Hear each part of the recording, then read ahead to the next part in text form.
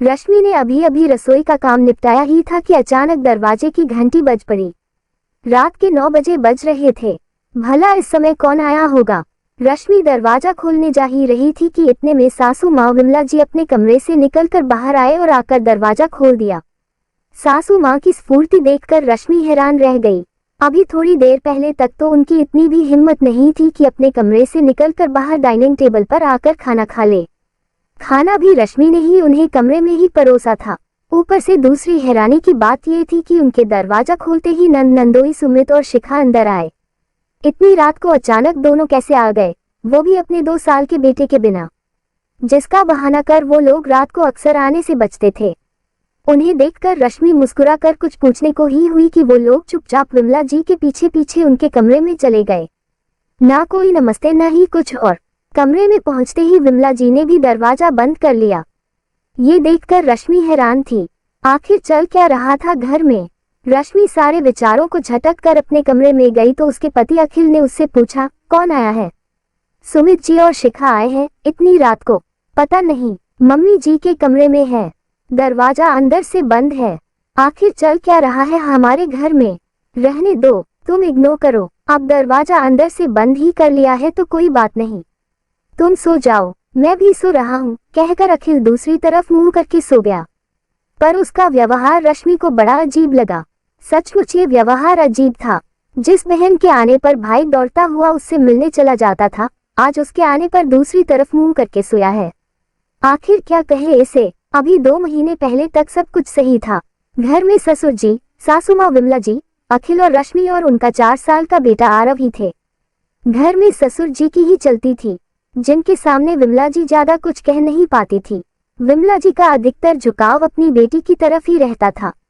अक्सर कई बार शिखा से संबंधित बातों को लेकर वो रश्मि और अखिल को सुना देती थी, पर उनके पति अपने बेटे बहू का ही साथ देते थे, इसलिए उन्हें चुप होना पड़ता था।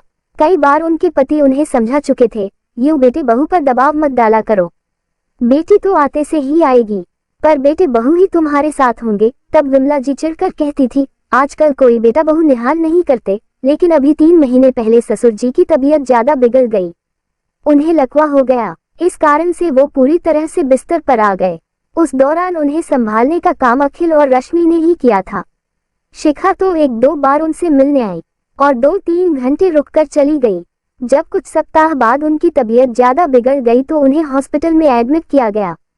उस दौरान रश्मि ने शिखा से मदद जरूर मांगी थी, पर उसने अपने बच्चे का बहाना कर दिया और वो आए नहीं, जबकि उसके सास ससुर ने खुद अखिल के सामने उसे वहां रहने के लिए कह दिया था।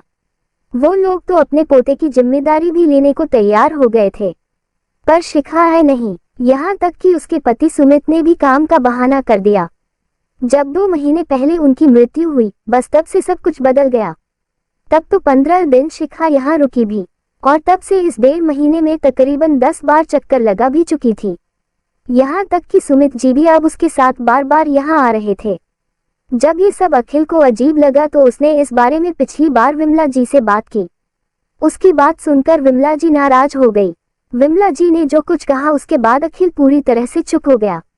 विमला जी ने कहा था, शिखा और सुमित जी सही कहते हैं, तुम लोग पूरी प्रॉपर्टी पर अपना हक जमाना चाहते हो।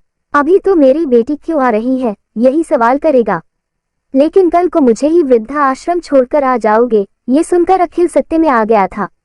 इतने से दिनों में इतना जहर भर दिया इन लोगों ने विमला जी के मन में, उसके लिए यकीन कर पाना मुश्किल हो रहा था। उसने उन्हें समझना भी चाहा, लेकिन वो तो समझने का नाम ही नहीं ले रही थी। बस उसके बाद से अखिल शिखा के आने पर कोई प्रतिक्रिया नहीं देता था। खैर, रश्मि अपने पलंग पर आकर लेट गई। चाय पानी के लिए उसने पूछा नहीं, क्योंकि वो अगर पूछने भी जाती तो विमला जी या शिखा इल्जाम लगा देती कि ये लोग हमारी बातें सुनने के लिए आए हैं। वैसे भी ये रिश्ता ऐसा हो चुका था कि अब ज्यादा कुछ बोलना ठीक नहीं था। थोड़ी देर बाद दरवाजा बंद होने की आवाज आई। शिखा और सुमित शायद चले गए थे। रश्मि ने बाहर आकर देखा तो दरवाजा अंदर से बंद था और विमला जी का कमरा भी, तो वो अपने कमरे में आकर सो गई। सुबह उठी तो सब कुछ नॉर्मल था। उसने अपने बेटे को तैयार किया और स्कूल रवाना कर दिया। इधर अखिल भी ऑफिस के लिए तैयार हो रहा था। तैयार होकर बाहर डाइनिंग टेबल पर नाश्ता करने आया ही था कि इतने में विमला जी हाथ में कोई पेपर लिए उसके पास आई। और अखिल के सामने रखते हुए बोली, अखिल जाने से पहले इन पेपर पर साइन कर देना। अखिल ने हैरानी से उन पेपर की तरफ देखा और कहा, ये कैसे पेपर है? गांव की जमीन के पेपर है, जो आज भी तुम्हारे दादाजी के नाम पर है। तुम्हारे पापा को तो बोलते बोलते भी उन्होंने अपने नाम नहीं करवाई थी। अब मुझे पैसों की जरूरत है, इसलिए मैं उसे बेचना चाहती हूँ। इसके लिए वो जमीन मुझे अपने नाम करवानी है, इसलिए तुम्हारा हक त्याग चाहिए। शिखा ने भी साइन कर दिए हैं। आपको पैसों की जरूरत है, पर किस लिए? अखिल ने सवाल किया। तुझे उससे क्या? विमला जी ने कहा, शायद पैसों की जरूरत आपको नहीं, आपके बेटी दामाद को है। अखिल ने सवालिया नजरों से देखा तो विमला जी एक बार तो झेप गई। हाँ, है जरूरत। मेरी बेटी जमाई को उनका बिजनेस सेट करने के लिए पैसों की जरूरत है, और ये पैसा मैं उसी को दूंगी। तेरा क्या है? तेरे पास तो सरकारी नौकरी है, पर मेरे बेटी जमाई तो परेशान हो रहे हैं ना। ये सुनकर अखिल और रश्मि दोनों सत्ते में आ गए। मम्मी, सरकारी नौकरी मुझे घर बैठे नहीं मिली है, मैंने भी मेहनत की है, तब जाकर ये नौकरी मिली है। और रही बात तुम्हारी बेटी जमाई की, तो उनके पास कोई कमी नहीं है, जो अपना खुद का बिजनेस शुरू करना चाहते हैं। अरे सुमित जी तो खुद इकलौते बेटे हैं, अपने पापा का साथ दे तो खुद बिजनेस आगे बढ़ा सकते हैं, पर वो तो करना ही नहीं चाहते हैं, अखिल ने कहा। पर विमला जी तो ज्यादा ही गुस्सा हो गई। उन दोनों ने विमला जी को समझाना चाहा, लेकिन वो समझने का नाम ही नहीं ले रही थी। आखिर थक हार कर अखिल ने कहा, ठीक है मम्मी, मैं ये जमीन बेचने के लिए तैयार हूँ, पर मुझे भी मेरा हक चाहिए। देखा ना, आ गया ना अपनी वाली पर। सच ही कहती थी ना मैं। बेटा बहू कभी निहाल नहीं करते, जो कहना हो वो कहो मम्मी। बेटे बहू तो वैसे भी बदनाम है, पर अब मुझे फर्क नहीं पड़ता। तुम्हारी बेटी दामाद के प्यार में मैं रोड पर नहीं आना चाहता। मुझे मेरा हिस्सा दे दो, फिर भले अपना हिस्सा उसे दो या अपनी बेटी पर लुटाओ, चाहे कुछ भी करो। आखिर अखिल ने कहा। आखिर विमला जी ने अखिल को काफी कुछ सुनाया, ये सोचकर कि वो मान जाएगा, लेकिन अखिल झुकने का नाम ही नहीं ले रहा था। तब विमला जी ने शिखा और सुमित को भी फोन लगा दिया, तो वो दोनों भी उसी समय आ गए, पर अखिल की जिद के आगे वो भी कुछ नहीं कर पाए।